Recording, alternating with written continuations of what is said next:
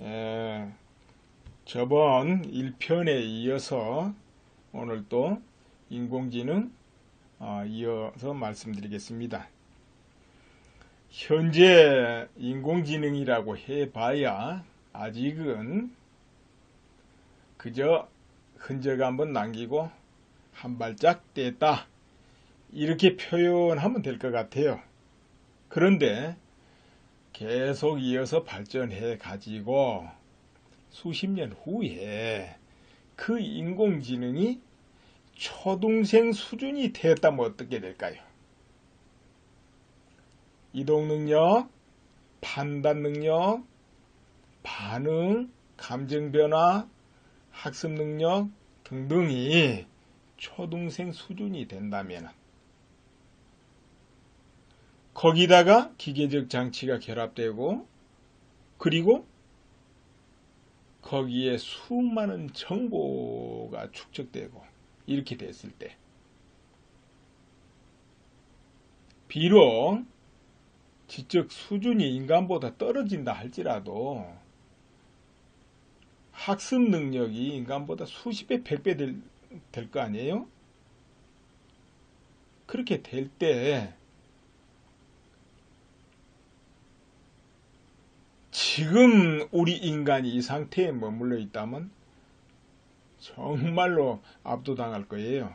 그러나 물론 그때 또 수십 년 후에는 인간 또한 역시 지적이나 모든 능력이 월등하게 발전해서 능히 그런 모든 문명을 자유자재 활용하고 관리할 능력이 생길 거예요. 또 자기 몸, 뇌 모두 연결해 가지고 활용할 수 있기 때문에 뭐 밀리고 할 일은 없다. 난 이렇게 봅니다. 자, 그런데 이제 이렇게 됐을 때 사회 변화가 어떻게 되고 이 어떤 가족 구성은 어떻게 변하겠습니까? 요즘도 네 집당 한 집이 아마 그 나홀로 집일 거예요. 좀 있으면 세 집당 한 집이 그렇게 되기 쉽다고 그래요. 그리고 지금 시집 장가를 안 가고 평생 혼자 살아갈 확률이 몇 프로냐? 지금 벌써 4명 중 1명은 그래요. 이제 좀 있으면 3명당 1명이 평생 시집 장가를 안 가고 혼자 살게 된다. 그것이 자이든 타이든 이제 그렇게 된다는 전망입니다. 그런데 이제 이 자리를 그 인공지능 인간화된 로봇이 메꿀 수밖에 없을 것이라는 거죠. 그 인공지능 이제 종류가 많이 나오겠죠. 여러 가지로 가사를 돌보는 로봇, 부인이나 애인 역할하는 로봇, 아니면 아이 역할하는 로봇, 산업 현장에서 단순 일을 하는 로봇, 아니면 굉장히 위험한 곳에서 고위험 노동을 하는 로봇, 전투 로봇 뭐 많이 나올 겁니다. 그래서 그때는 이제 이 가족을 이룬 구성이 많이 달라질 거예요. 인간과 인간끼리 만나서 지금처럼 가족을 이루는 그런 가정도 있을 것이고, 사람과 로봇이 만나서 가정을 이루는 가정도 이제 많아질 거예요. 또 늙어 죽도록 부모 집에 얹혀가지고 그냥 쭉 사는 나몰라족도 또 있을 거예요. 이런 가족 형태를 이루는데 이때 이제 또 뭔 문제가 생기냐면 이렇게 되면 대를 이어가기가 어렵다는 거죠. 아이를 안 낳으니까. 그거 어떻게 해야 되겠습니까? 또 여기도 활로를 뚫어야 될 텐데. 그러다 보면은 법이 바뀌고 사회 가치관이 변하고 윤리관이 바뀌면서 이제 복제인간도 나올 수밖에 없어요. 복제인간. 또 한편으로는 테러나는 인간도 있고 복제인간도 있고 이렇게 된다는 거죠. 그리고 인간의 욕심 욕구가 끝이 있습니까? 이 육신에 기계적 장치를 같이 결합해서 성능을 높이는 사이보그형 인간도 또 나올 수밖에 없어요. 그리고 좀 전에 언급한 인간화된 인공지능 로봇. 이렇게 네 종류가 이 사회를 이루면서 살아가지 않을까. 이렇게 이제 짐작으로 우리가 해볼 수 있다는 것이죠.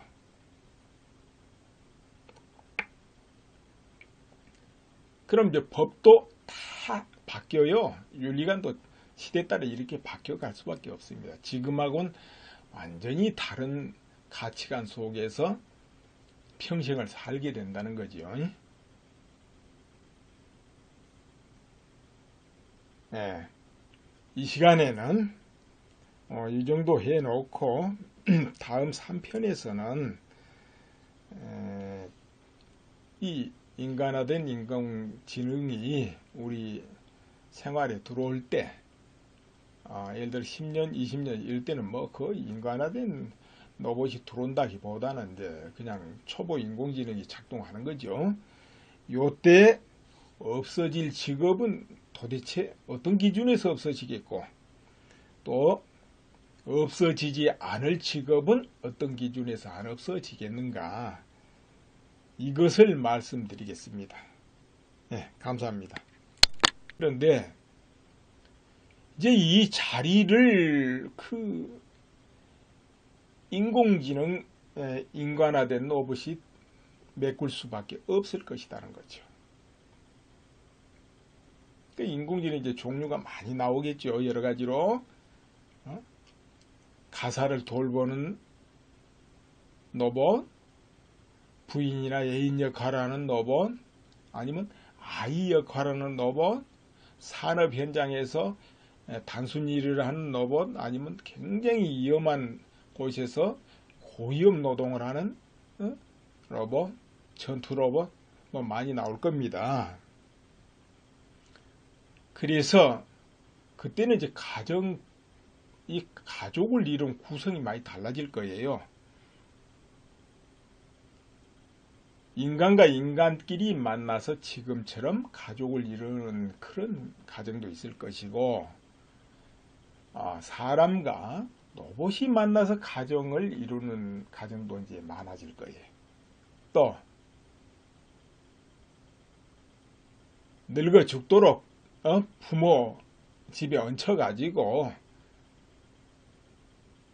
그냥 쭉 사는 나몰라족도 또 있을 거예요. 이런 가족 형태를 이루는데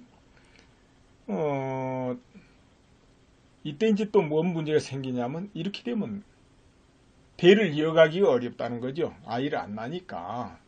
그거 어떻게 해야 되겠습니까? 또 여기도 활로를 뚫어야 될 텐데. 그러다 보면은 법이 바뀌고 사회 가치관이 변하고 윤리관이 바뀌면서 이제 복제인간도 나올 수밖에 없어요. 복제인간. 또 한편으로는 테러나는 인간도 있고 복제인간도 있고 이렇게 된다는 거죠. 그리고 인간의 욕심 욕구가 끝이 있습니까?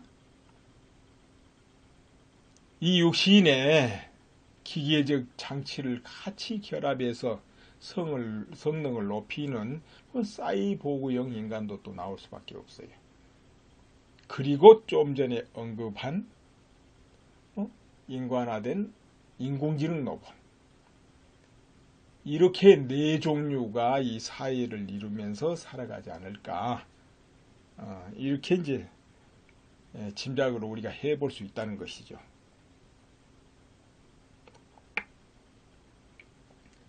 그럼 이제 법도 다 바뀌어요. 윤리관도 시대에 따라 이렇게 바뀌어갈 수밖에 없습니다. 지금하고는 비록 지적 수준이 인간보다 떨어진다 할지라도 학습 능력이 인간보다 수십 배, 100배 될 거 아니에요? 그렇게 될 때 지금 우리 인간이 이 상태에 머물러 있다면 정말로 압도당할 거예요. 그러나 물론 그때 또 수십 년 후에는 인간 또한 역시 지적이나 모든 능력이 월등하게 발전해서 능히 그런 모든 문명을 자유자재 활용하고 관리할 능력이 생길 거예요. 또 자기 몸, 뇌 모두 연결해 가지고 활용할 수 있기 때문에 뭐 밀리고 할 일은 없다. 난 이렇게 봅니다. 자, 그런데 이제 이렇게 됐을 때 사회 변화가 어떻게 되고 이 어떤 가족 구성은 어떻게 변하겠습니까? 요즘도 네 집당 한 집이 아마 나홀로 집일 거예요. 좀 있으면 세 집당 한 집이 그렇게 되기 쉽다고 그래요. 그리고 지금 시집 장가를 안 가고 평생 혼자 살아갈 확률이 몇 프로냐? 지금 벌써 4명 중 1명은 그래요. 이제 좀 있으면 3명당 1명이 평생 시집 장가를 안 가고 혼자 살게 된다. 그것이 자이든 타이든 이제 그렇게 된다는 전망입니다. 그런데 이제 이 자리를 인공지능 인간화된 로봇이 메꿀 수밖에 없을 것이라는 거죠. 인공지능 이제 종류가 많이 나오겠죠. 여러 가지로 가사를 돌보는 로봇, 부인이나 애인 역할하는 로봇, 아니면 아이 역할하는 로봇, 산업 현장에서 단순 일을 하는 로봇, 아니면 굉장히 위험한 곳에서 고위험 노동을 하는 로봇, 전투 로봇 뭐 많이 나올 겁니다. 그래서 그때는 이제 이 가족을 이룬 구성이 많이 달라질 거예요. 인간과 인간끼리 만나서 지금처럼 가족을 이루는 그런 가정도 있을 것이고, 사람과